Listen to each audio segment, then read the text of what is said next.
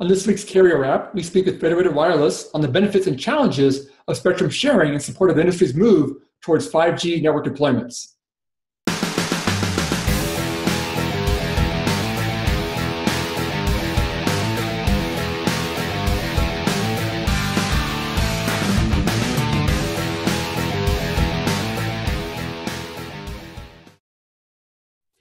All right, well, thanks for joining us on this week's Carrier Wrap. I'm your host, Dan Meyer, Editor-in-Chief here at RCR Wireless News. And this week we are joined by Kurt Schaubach, who's the CTO at Federated Wireless, talking a bit about spectrum sharing. So, hey, Kurt, thanks for joining us this week. We appreciate it. Thanks for having us, Dan. Very good. Well, maybe start off with, I know spectrum sharing has become quite the hot topic as of late. Spectrum is always a hot topic, but sharing has become a new phenomenon there. But maybe start off with, for those who don't know much about you guys, maybe a little overview of Federated Wireless, kind of your founding operations, kind of how you interact with the mobile space there. Sure. So we were founded in 2012, and actually our founders go back to the original creation of the shared spectrum concept, which was through the President's Council of Advisors on Science and Technology. Mm-hmm. So that's really where the original concept around spectrum sharing, this new spectrum sharing model was born, and our founders were instrumental in first helping create that concept and then bringing it to Federated Wireless. So again, they founded the company in 2012. They did that in cooperation with Allied Minds, our main investor and parent company. Mm-hmm. And today we're a company of 35 people. Our headquarters are in Arlington, Virginia. Mm-hmm. We have an office in Boston and Silicon Valley. And we're led by Iyad Tarazi, our CEO, mm-hmm. and an experienced team of telecom and cloud veterans. So really, I think we're incredibly blessed by the talent that we were able to assemble here at Federated to go execute on this new shared spectrum model. Interesting. Well, yeah, maybe talk a bit about what your business model is there, because it does seem like we mentioned earlier, the shared spectrum model has definitely become gotten a lot of attention lately. So I guess what's your model, and what's your kind of a plan in terms of the shared spectrum model out there? So shared spectrum isn't an entirely new concept. Of course, unlicensed bands are shared spectrum bands, mm-hmm. but they're uncoordinated. So the only way that users can access that spectrum is through building some protocols into the radio link that allows them to coexist. Mm-hmm. Really what we've developed are spectrum management tools that advance beyond those sort of unlicensed sharing concepts so that all of the uses of the spectrum can be fully coordinated. So you can think of us almost as like the Uber for spectrum. We're able to coordinate those resources when and where people need them. Mm-hmm. And we do that through our cloud-based spectrum access system platform. And our business model will be a subscription service. So you will subscribe to our spectrum management service, and we'll activate and manage any of the the radio infrastructure that would operate in the band. Mm-hmm. And the first band that we're focused on is one that was created by the FCC recently. Mm-hmm. The original rulemaking process started in 2012. Right around the time that Federated was founded. Mm-hmm. And here recently in 2015, the FCC released its final rules for what is now known as the Citizens Broadband Radio Service, CBRS. Yeah. And it's 150 megahertz of spectrum in the 3.5 gigahertz band that follows this coordinated shared use model. Got it. So then I guess, how would you guys interact with that? Because I know that model has kind of gotten some momentum lately. I think there's been some talk about various models in which to manage that spectrum.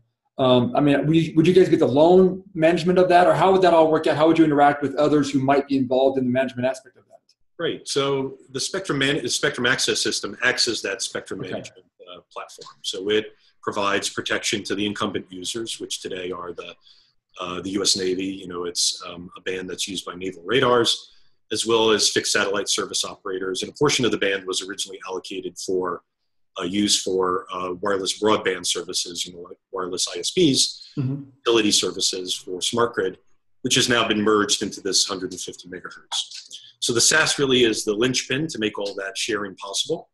It provides incumbent protection. It facilitates sharing, 2 tiers of shared use, what's known as priority access use, as well as general authorized access use. And we, together with others, have applied to the FCC to get certified, to essentially get a license to operate our spectrum management system. And our system, our platform, would peer with other platforms that are authorized to perform these services in the band. Got it. Okay. And I think we had a slide that we were going to maybe show. Now, I've never actually tried to do a slide on this show before, but I'm going to try that right now. Maybe I can do it. Great. Well, we're a startup. We're doing innovative things. So exactly. It's always something new. So let's try this here. And if I do get it to work and we see it, maybe you could just maybe talk us through a little bit of the SaaS part here as well. So let me see if I can make this work here. So hopefully you can see the slide. Perfect. Yeah. So yeah, this is the basic SaaS concept. And okay. Concept. So the Spectrum Access System is a cloud-based platform. What's important about that is that it gives it the scalability needed to perform all the spectrum management services. Because, as millions of end user devices, the network nodes that we would connect to and authorize get activated in the band, we have to constantly calculate the propagation characteristics, its radio signal coverage, look at its potential to create interference to the incumbent users, and also facilitate coexistence among other users in the band. So to be able to do that in real time, you need a cloud platform. Sure. So really the SaaS, you can think of it as a platform that automates things that today engineers do in a much more manual way. Okay. But again, using the power of the cloud, we're able to do that in a highly automated and real-time fashion. Got it. The other advantage is it allows us to introduce lots of differentiated services.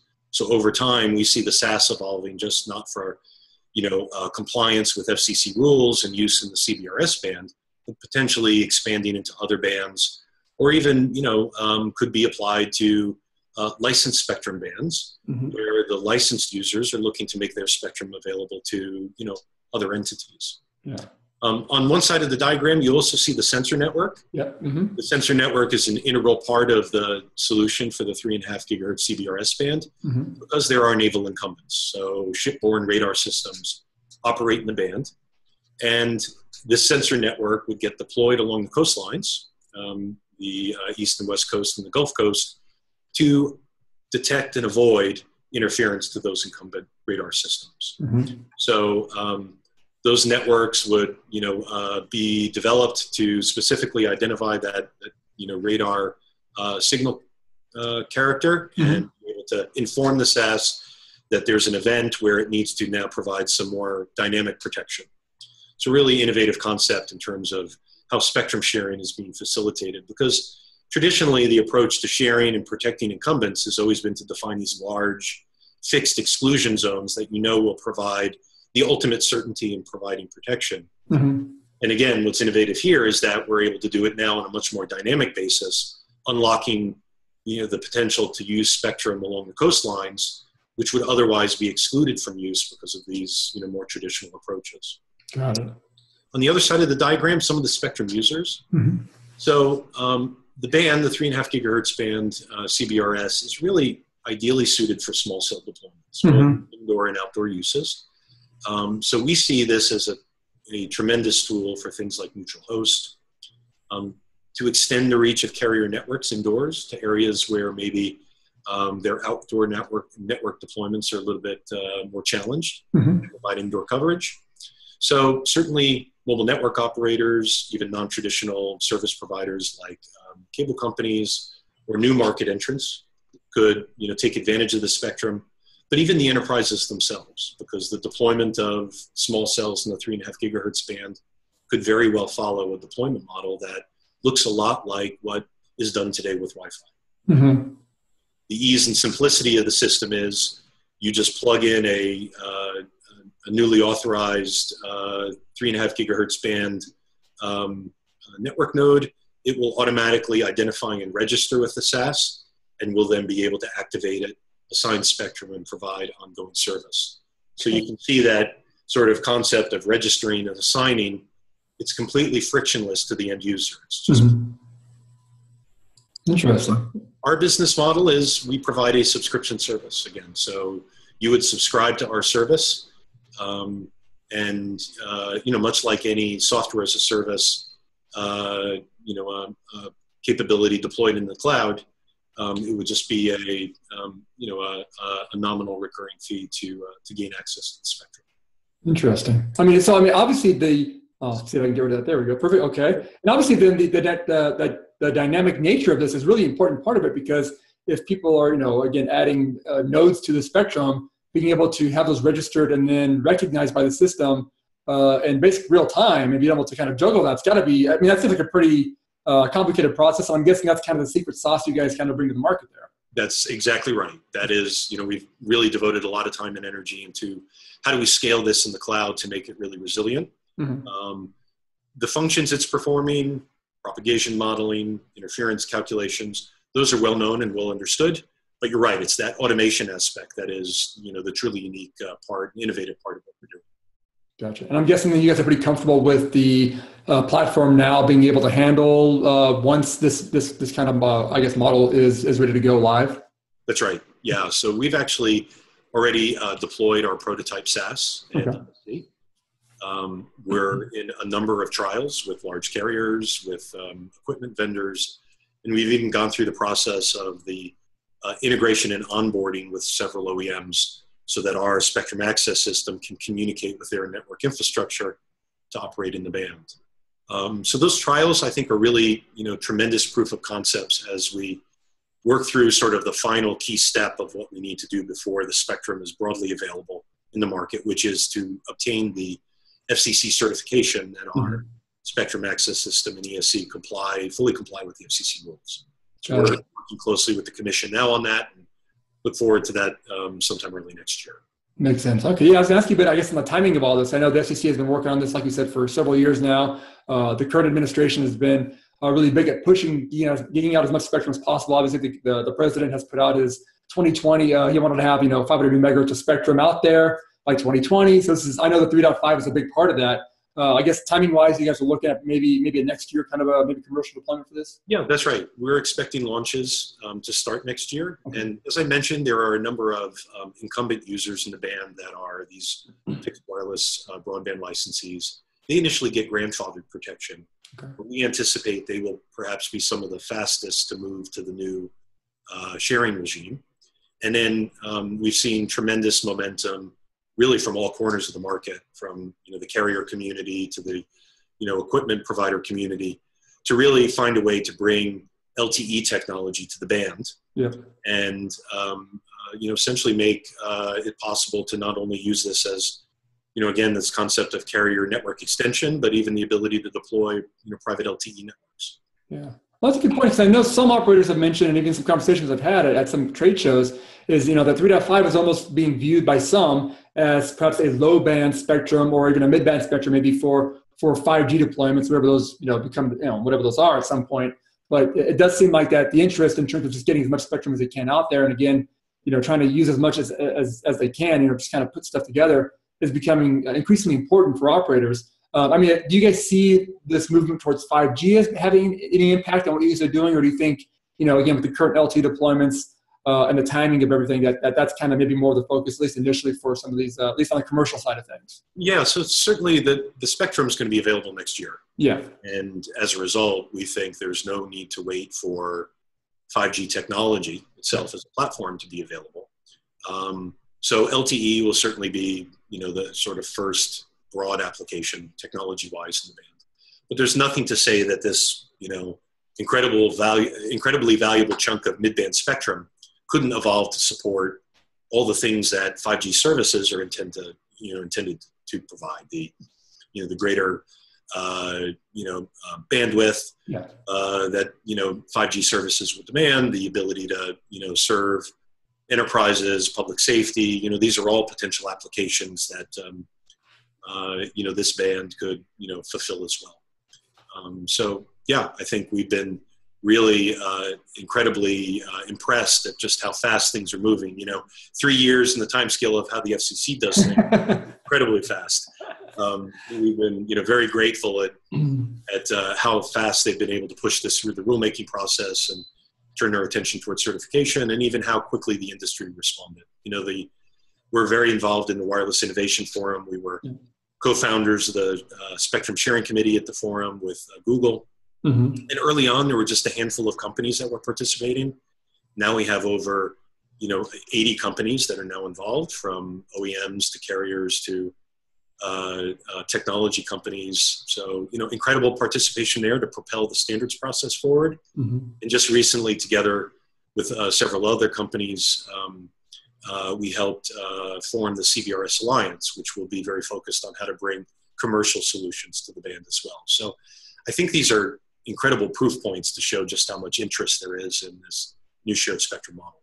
Yeah, definitely. And like you said, kind of the timing of it all has been interesting because, I think it started in the previous FCC leadership under Janikowski. I think it started there, transferred into Wheeler, I believe.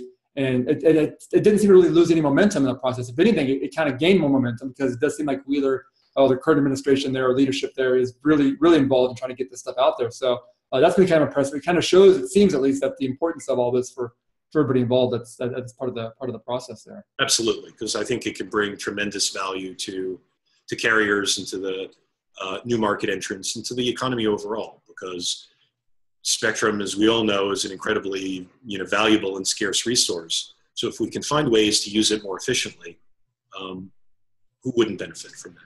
Sure. I guess how I know we've talked a bit about how commercial ready this all is, but I guess from a marketing point of view, it does seem like operators generally like to control their own spectrum, and obviously moving forward, that might not be as much of an option if they want to get their hands on more spectrum. But I guess, is this going to be something that might challenge the way operators are able to, manage,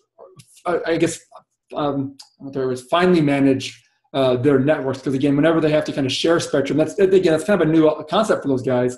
And even working with unlicensed spectrum, when they look at Wi-Fi, they tend to have a very hands-off approach to it, though that's maybe changing a bit as well at some point. But I guess, how should operators look at this ability to kind of tap into the spectrum? Should it be something that they can do with a level of comfort that shouldn't really impact their operations, or what's the view on their ability to move that way? Sure, yeah, that's a great question. I think you very much, from a carrier perspective, they look at this as complementary or augmenting their existing licensed spectrum assets. Mm-hmm. By no means are we suggesting that licensed spectrum needs to go away, but through sharing, what we're able to do is unlock spectrum bands that traditionally would either be completely unavailable for commercial use, mm-hmm. or find ways to make sure that these bands and the incumbents, who maybe use the spectrum in a highly situational way, as case in 3.5, just a select number of Navy ships that have this radar system and they only use a portion of the band at any given time, there's a tremendous resource that's essentially lying fallow that can be applied to commercial network operators, mobile network operators. So it really strikes a great balance of how to bring spectrum to the market quickly.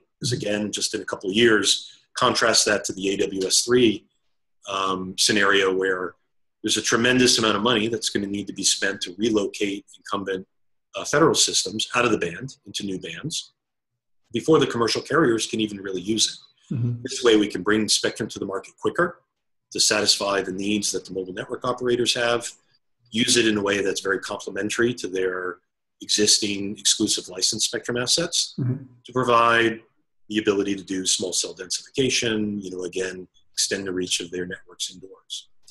They are by no means actually losing control of the spectrum itself. In many respects, this provides a much more controllable and predictable environment for them to operate in.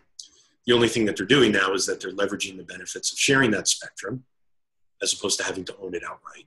And mm-hmm. The capital outlay for licensed spectrum is well known. It's billions of dollars. In this case, the spectrum is essentially free. Yeah.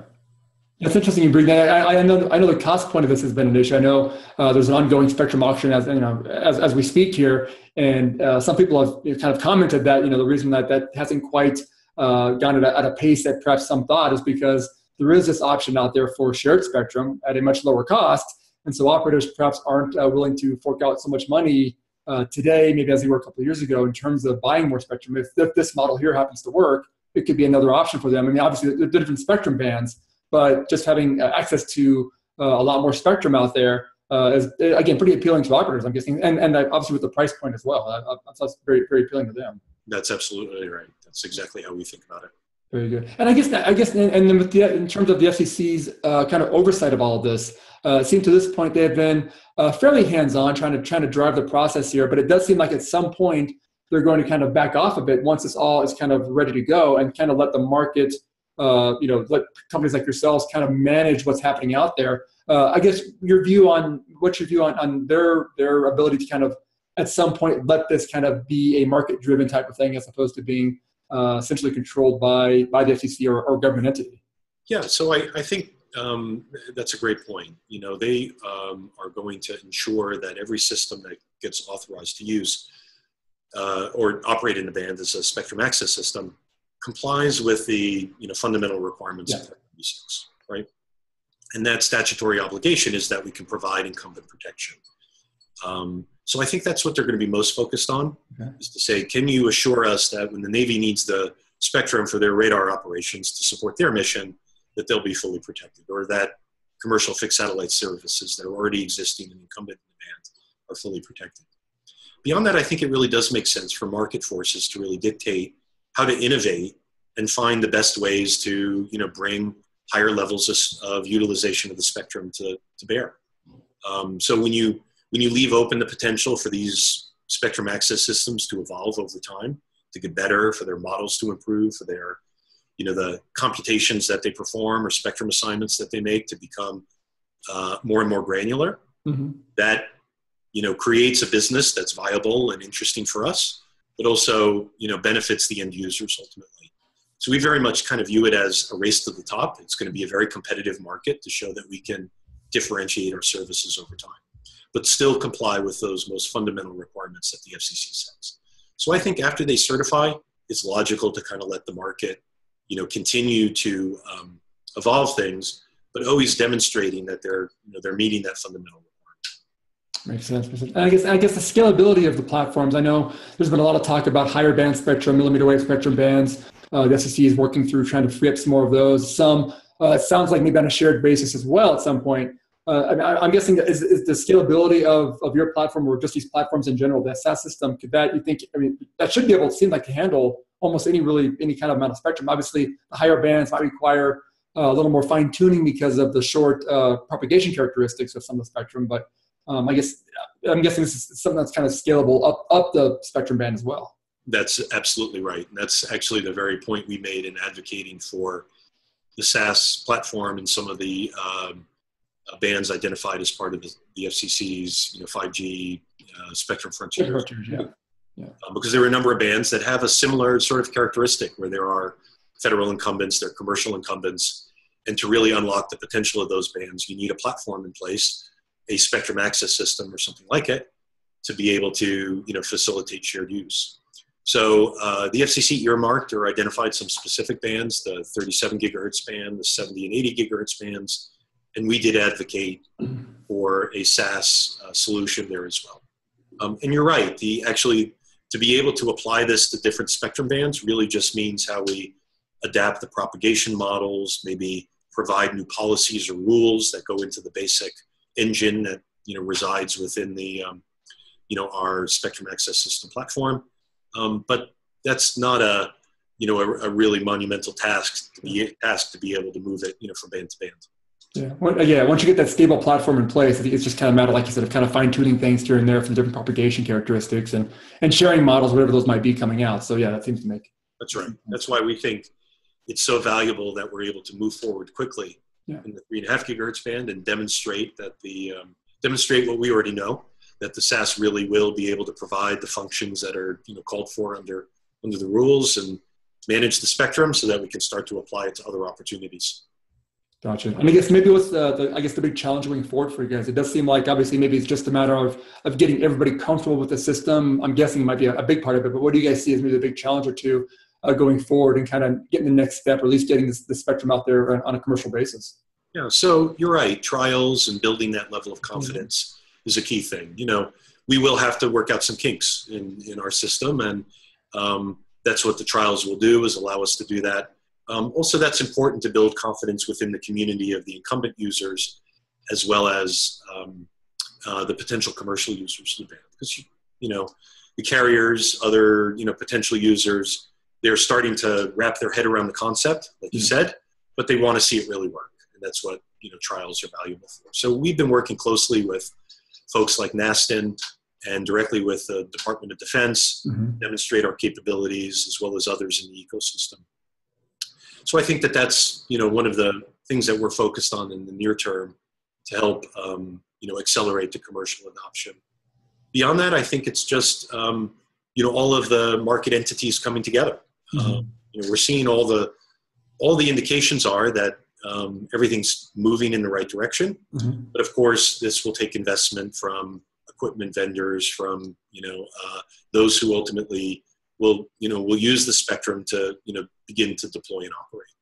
Gotcha. And it seems like to this point that there is good support coming from that. I mean, I don't know for myself, I've seen some slides and stuff from various vendors, including the 3.5 band and some of their plans. So it does seem like there is at least some support coming along that way. And obviously, it always matters what the carriers want at the end of the day, or whoever the spectrum users are, obviously to get their support as well. But it does seem like the progress is at least being made there. Yeah, we're highly confident it's going to happen. There's always the question of market timing. Sure. So that's probably the biggest challenge right now, is just understanding when exactly the market inflection point will come. Yeah, mid-2017, we'll just do that. Middle of next year, we'll be up and running, right? That's terrific. Hopefully. But well, great. Well, hey, Kurt, we definitely appreciate this side. Obviously, spectrum is such an important part of this industry. I think we all know that. And obviously, these new models that are coming out in terms of sharing spectrum and what the FCC is doing in terms of its auction process and everything too, it definitely shows that the government is being proactive and open to creative solutions when it comes to getting more spectrum out there. So it seems like that's a good progress. And again, what you guys are offering seems like a good way to kind of support those systems out there. So great insight. We definitely appreciate the information today. Thanks so much for the time. Well, thanks for watching this week's show, and make sure to check out our next episode when we are scheduled to speak with Dan Hayes from PwC's Strategy and Division on the evolving used mobile device space. Thanks for watching.